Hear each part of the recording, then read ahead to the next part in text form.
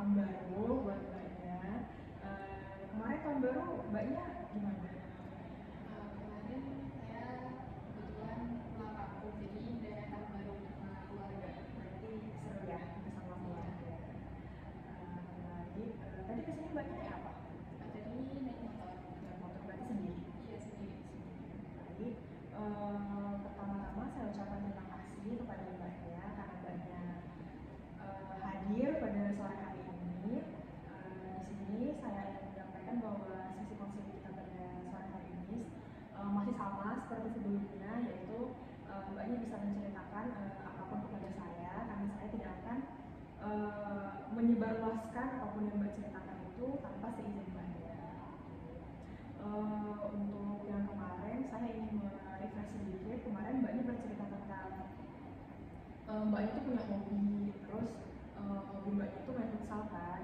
Terus banyak sekali orang-orang yang menganggap wanita yang bermain futsal itu tidak wajar, dan biasanya futsal itu dimainkan oleh laki-laki seperti itu. Jadi mbaknya merasa terganggu dengan hal tersebut. Benar begitu?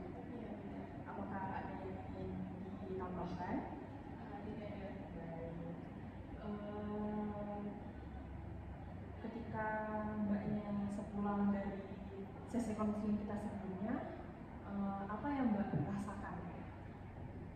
Waktu saya pulang dari coaching sebelumnya, saya merasa sedikit lega ya, karena sebelumnya tuh saya nggak pernah cerita ke orang lain gitu. Jadi saya merasa kayak, oh saya udah meluapkan segala keluh kesah saya. Berarti mbaknya sudah sedikit lega karena sudah tidak menyimpan beban tersebut sendirian.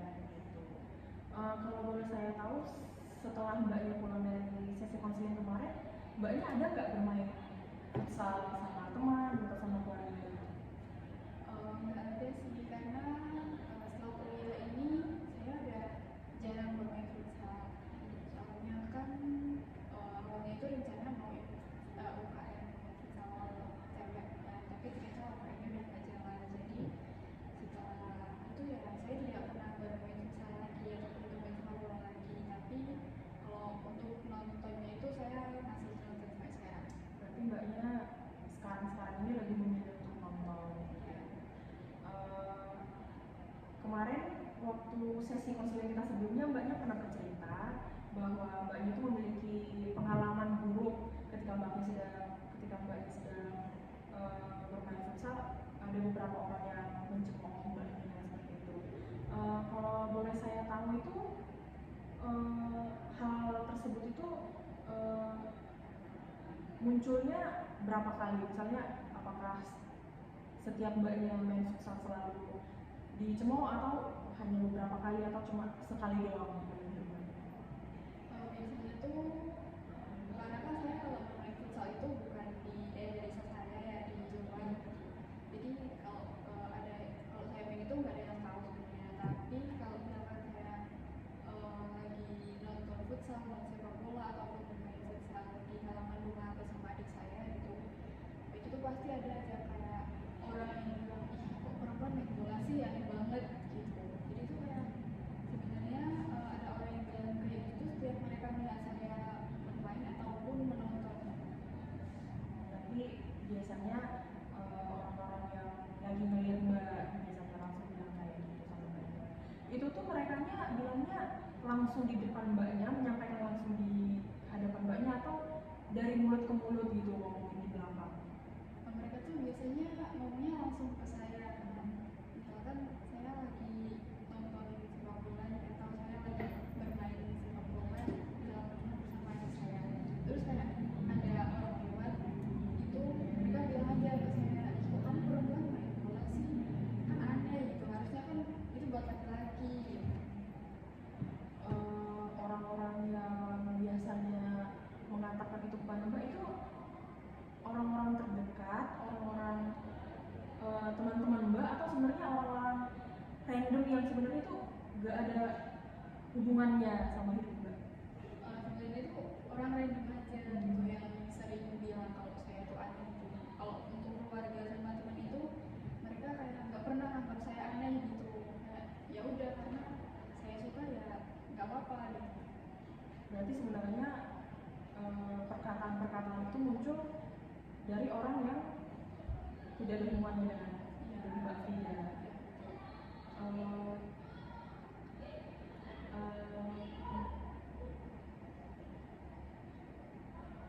Baik.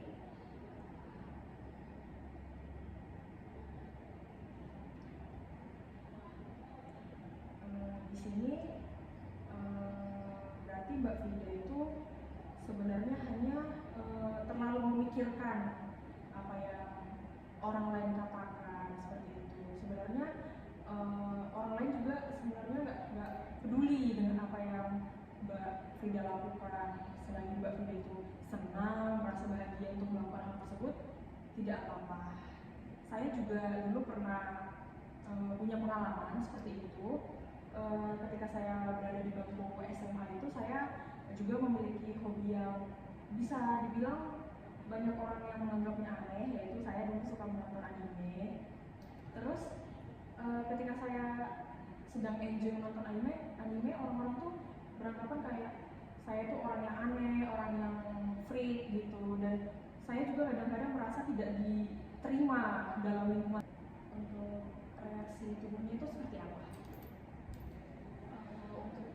Untuk awal memberikan bilang saya aneh lah, saya kayak nggak pantas harusnya seperti itu.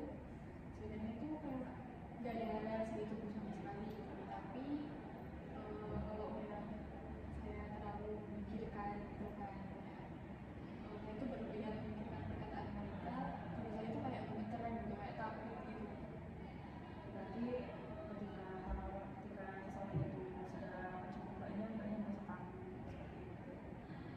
Ketika mbaknya sedang menceritakan hal tersebut, saya bisa merasakan mbaknya itu sedikit sedih ketika harus mengingat hal tersebut. Apakah mbaknya merasa sedih ketika saya suruh untuk menceritakan hal tersebut atau tidak?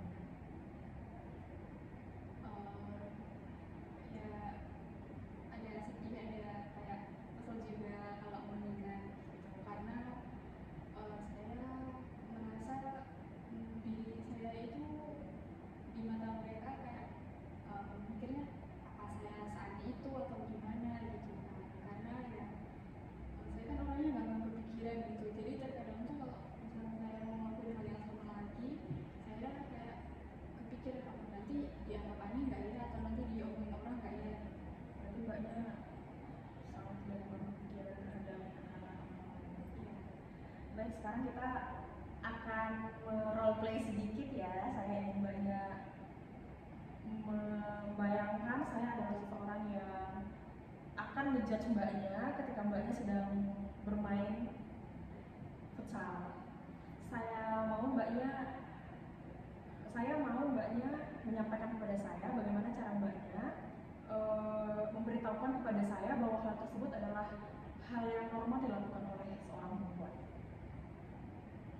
Sebenarnya saya nggak tahu ya, kayak saya meyakinkan seorang itu mereka bakal yakin atau enggak, karena kan terkadang orang nggak percaya dengan apa yang kita katakan juga kan. Kalau untuk meyakinkan mungkin ya saya tinggal bilang aja bahwa tidak ada sejarah dunia bahwa sepak bola itu hanya untuk lelaki, dan perempuan itu tidak boleh menyukai hal tersebut. Karena kan kayak misal hobi memasak itu kan bukan hanya untuk perempuan ya, laki-laki juga boleh mempunyai hobi tersebut. Jadi perempuan pun boleh mempunyai hobi yang orang-orang anggap itu hanya untuk lelaki saja. Berarti sebenarnya Mbak Frida itu sudah memiliki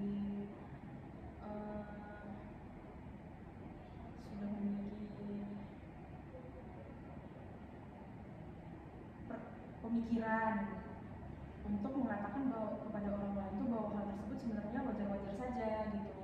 Tapi mungkin Mbak Frida masih sedikit takut dan juga cemas untuk menyampaikan hal tersebut kepada orang lain. Kalau saya boleh menyampaikan sesuatu kepada Mbak Frida, saya itu pernah mengetahui salah satu filosofi, itu namanya filosofi teras. Mbaknya pernah dengar nggak tentang filosofi teras? Iya, pernah. Jadi filosofi teras itu intinya di dunia ini itu ada dua hal yang bisa kita kontrol dan juga hal yang sebenarnya tidak bisa kita kontrol. Jadi sebenarnya kita tuh tidak perlu memusingkan hal-hal yang tidak bisa kita kontrol gitu. Kita cukup fokus kepada hal-hal yang bisa kita kontrol saja. Misalnya nih kayak Mbak Frida, Mbak Frida tuh cukup fokus kayak betapa senangnya Mbak Frida ketika melakukan futsal atau betapa Mbaknya pengen main futsal sering-sering gitu. Mbak Frida tidak perlu memikirkan apa yang orang lain katakan sama Mbak Frida, apa yang orang lain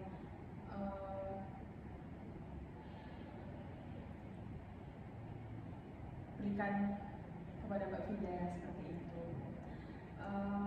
Dari sini Mbak Frida bisa lihat nggak kalau inti permasalahan itu dari mana? Kalau dilihat sih mungkin dari saya sendiri ya, karena sebenarnya kalau saya tidak terlalu memikirkan omongan negatif orang lain terhadap saya itu mungkin baik-baik saja gitu, mungkin ya udah terserah saya gitu kan. Tapi karena di sini tuh saya terlalu memikirkan omongan negatif orang lain, jadi saya sedikit kayak takut untuk menunjukkan hal yang saya sukai di depan umum gitu. Kalau menurut saya, kalau yang dari saya tahu, biasanya ketika saya ada di posisi tersebut, saya tuh selalu mengingat sebuah kata-kata yang saya temukan di internet, yaitu kita tuh cuma punya dua tangan untuk menutup telinga kita. Kita tuh gak punya cukup tangan untuk menutup mulut semua orang. Jadi mau gimana pun mau kita menjadi orang yang paling baik pun, tetap aja bakal ada orang yang mencela dan gak suka sama apa yang kita lakukan. Seperti itu. Untuk Mbak Frida, sebagai gambarannya udah kelihatan nggak strategi apa yang mungkin Mbak Frida bisa lakukan ketika mendapatkan cemooh-cemooh dari orang lain? Mungkin saya lebih ke ini saya kayak nggak terlalu memikirkan omongan orang lain ya. Karena ya untuk itu kan hobi saya, terus yang menjalankan saya, yang tahu baik buruknya juga saya gitu. Jadi orang lain itu tidak pernah ikut campur dalam kehidupan saya. Mungkin ya itu nggak terlalu memikirkan omongan negatif orang lain terhadap saya, itu aja. Nanti Mbak Frida sudah punya gambarannya ketika ada orang yang memberikan hal yang buruk kepada Mbak Frida, Mbak sudah bisa memilih mana yang perlu didengarkan, mana yang tidak perlu didengarkan, karena tidak semua omongan tuh berpengaruh pada hidup Mbak Frida. Jadi sekarang saya ingin Mbak Frida itu pelan-pelan mulai bermain futsal lagi gitu. Bermain futsal, kalau misalnya Mbaknya punya waktu luang, silakan dilakukan dengan teman atau dengan keluarga juga gitu. Terus saya ingin memberikan tugas kepada Mbak Frida, bisa dilakukan selama 1 minggu ke depan sebelum kita melanjutkan sesi konseling kita selanjutnya, yaitu ketika Mbak Frida mendapat kata-kata yang menurut Mbak Frida itu kurang enak untuk didengar, Mbak Frida bisa membuat tabel 2 kolom yang pertama tuh hal-hal yang bisa Mbak Frida ambil dari perkataan tersebut, terus hal-hal yang sebenarnya tidak perlu buat Mbak Frida. Jadi Mbak Frida, tiap Mbak Frida mendengar seseorang yang memberikan kata-kata yang tidak enak, Mbak Frida bisa membagi kata-kata tersebut, mana yang Mbak Frida ingin buang dan mana yang ingin simpan, agar Mbak Frida bisa pelan-pelan membedakan